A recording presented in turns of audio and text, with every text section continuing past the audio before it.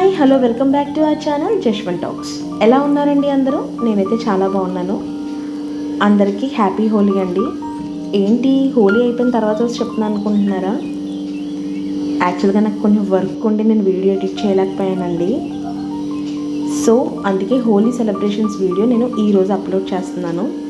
వాళ్ళ డాడీ వాళ్ళకి రంగులు కొనిచ్చేసి కలర్స్ కొనిచ్చేసి అతను కిందకి వెళ్ళిపోయారు. అమ్మ నువ్వు చూసుకో, నేను చూసుకోని వాళ్ళని అని చెప్పి ఇంక నేను పైన కూర్చుని వీడియో అవి తీసుకుంటున్నాను. మాకు కూడా బయటకు వెళ్ళే పని ఉందండి. మేము నలుగురం బయటకు వెళ్ళాలి. అతనికి ఆఫీస్ ఉంది ఈరోజు.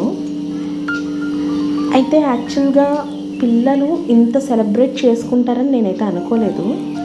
ఎందుకంటే వాళ్ళు లాస్ట్ ఇయర్ వరకు మా అక్క వాళ్ళ బాబుతో సెలబ్రేట్ చేసుకునేవాళ్ళు అనమాట ఎక్కువగా. అయితే సరే వీళ్ళు ఏం సెలబ్రేట్ చేసుకోరులే పాపం, ఇంక లైట్ తీసుకుంటారు అనుకున్నాను. కానీ వాళ్ళ డాడీ ఎప్పుడైతే రంగులు తెచ్చారో ఇంకా వాళ్ళ ఆనందానికి హద్దు లేదండి అసలు అని. కానీ ఒక 100 సార్లు అంటారు అన్నయ్య లేడు అన్నయ్య లేడు అన్నయ్య లేడు అని చెప్పి. యాక్చువల్గా రాజమండ్రిలో అందరూ అమ్మ సైడ్ వాళ్ళు ఉంటారండి, ఏలూరులో అత్తయ్య సైడ్ వాళ్ళు ఉంటారు. బట్ మోస్ట్లీ మేము ఉండేది రాజమండ్రిలోనే ఉన్నాం కాబట్టి మొన్నటి వరకుని వీళ్ళు సెలబ్రేషన్స్ ఎక్కువ రాజమండ్రిలోనే చేసుకునేవాళ్ళు అనమాట.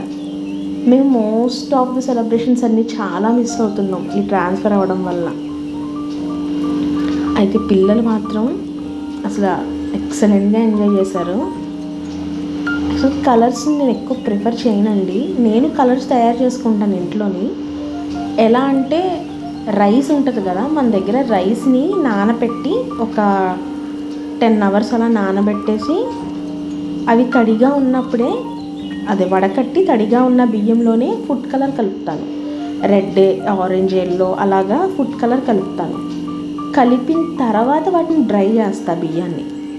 బియ్యం డ్రై చేసిన తర్వాత వాటిని మిక్సీలో మెత్తగా పౌడర్ కింద చేస్తాను. అది వాళ్ళకి ఇచ్చి నేను ఆడుకోమంటాను. ఎందుకంటే అది మనకి రిస్క్ ఉండదు కదా. ఇందులో కెమికల్స్ కలుపుతారు ఎందుకులే అని చెప్పి నేను ఇంకా అంత ప్రిఫర్ చేయలేదు. బట్ వాళ్ళైతే చాలా ఎంజాయ్ చేశారు. ఇంక నేను కిందకు వచ్చి నాకు దెబ్బ కెండలో ఉన్నాను కదండి, నాకు తలనొప్పి వచ్చింది చాలా.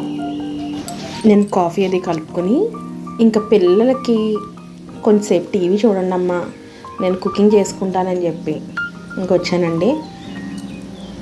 అయితే వాళ్ళు కూడా పాపం ఎండలో చాలా ఆడారని చెప్పి సగ్గుబియ్యం జావ కాద్దామని ఫస్ట్ సగ్గుబియ్యం నానబెట్టేసాను నేను. ఇంట్లో వెజిటేబుల్స్ ఏమో ఇవే ఉన్నాయి. సరే ఇవే ఉన్నాయి కదా అని చెప్పి ఫ్రై చేసేద్దాం అంటే క్యారెట్, బీట్రూట్, బంగాళదుంప ఈ 3 ఫ్రై చేసేద్దాం అని చెప్పి కట్ చేసి పక్కన పెట్టుకున్నా. ఇది ఒకటే ఫ్రై అంటే మాకు సరిపోదు కదండి. సరే పప్పు తాలింపు కూడా పెడదామని చెప్పి పప్పు నానబెట్టి నేను కుక్కర్ వెతుకుతున్నా. అరే కుక్కర్ మనకి హ్యాండ్ ఇచ్చింది కదా, ఇప్పుడు కుక్కర్ లేదు ఎలాగా అని చెప్పి ఇంకా పొయ్యి మీద పప్పు ఉడకబెట్టి గిన్నెలో పప్పు ఉడకబెట్టి ఆ ఉడికింది చల్లారిన తర్వాత మిక్సీ పట్టా. ఆ మిక్సీ పట్టింది మళ్ళీ ఒక గిన్నెలో వేసుకొని దీన్ని పోపు పెట్టుకున్నా. అంటే ఇది పప్పు తాలింపు అనమాట. జస్ట్ ఇది కాస్త పులుపు లేకుండా కమ్మగా ఉంటుంది. అయితే ఇది ఎర్ర కందిపప్పుతో చేసుకున్నానండి, అందుకే కాస్త థిక్నెస్ ఉందన్నమాట. కందిపప్పుతో చేసుకున్నా బాగానే ఉంటుంది. బట్ మా ఇంట్లో ఎర్ర కందిపప్పు ప్రిఫర్గా అవైలబుల్గా ఉందని చెప్పి నేను అదే యూజ్ చేశాను. ఇంక ఇది నేను పొయ్యి మీద పెట్టి తాలింపు పెట్టేసుకుంటాను దాంట్లోనే. నెక్స్ట్ ఇంక నేను ఫ్రై చేసుకుంటున్నాను. ఏమీ లేదండి, క్యారెట్, బీట్రూట్, బంగాళదుంప, పచ్చిమిర్చి. నేను కారం వేయను ఇంక ఇందులో, పచ్చిమిర్చి, ఉప్పు వేసి జస్ట్ ఫ్రై చేస్తానన్నమాట. ఇటు సైడ్ మనకి ఇంక పప్పు ఒకసారి మరుగుతూ ఉంటుంది, వేరే దాంట్లోకి షిఫ్ట్ చేసుకుని తాలింపు పెట్టుకుంటే సరిపోద్ది. సగ్గుబియ్యం జావ అయితే నేను కాసేసి ఫ్రిడ్జ్లో పెడతానండి, లేదా బయటే ఉంచేస్తాను.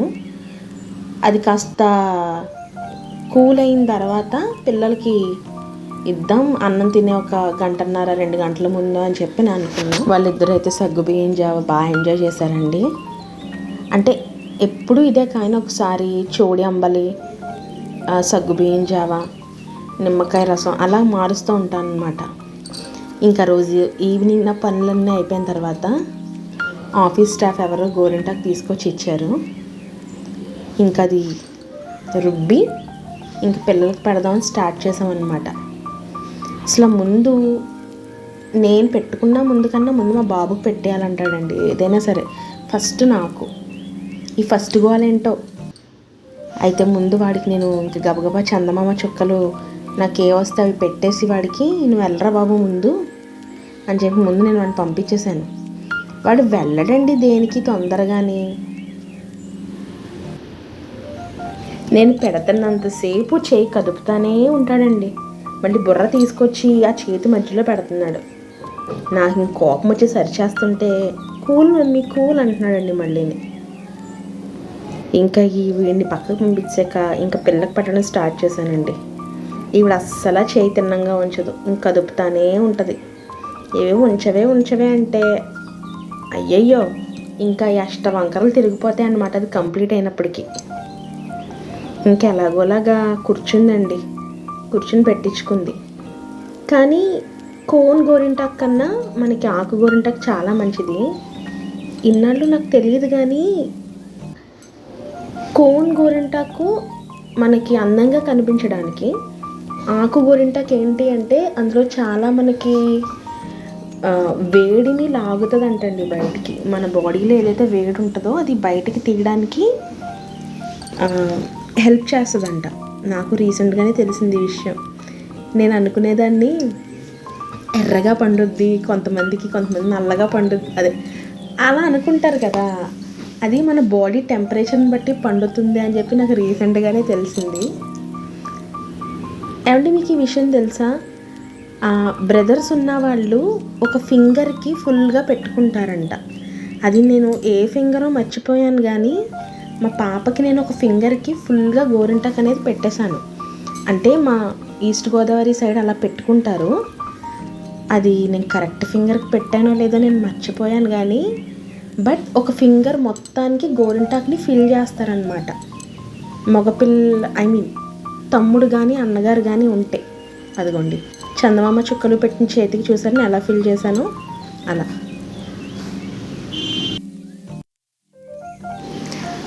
ఇలా మీకు ఏరియాలో ఏమైనా చేస్తారండి?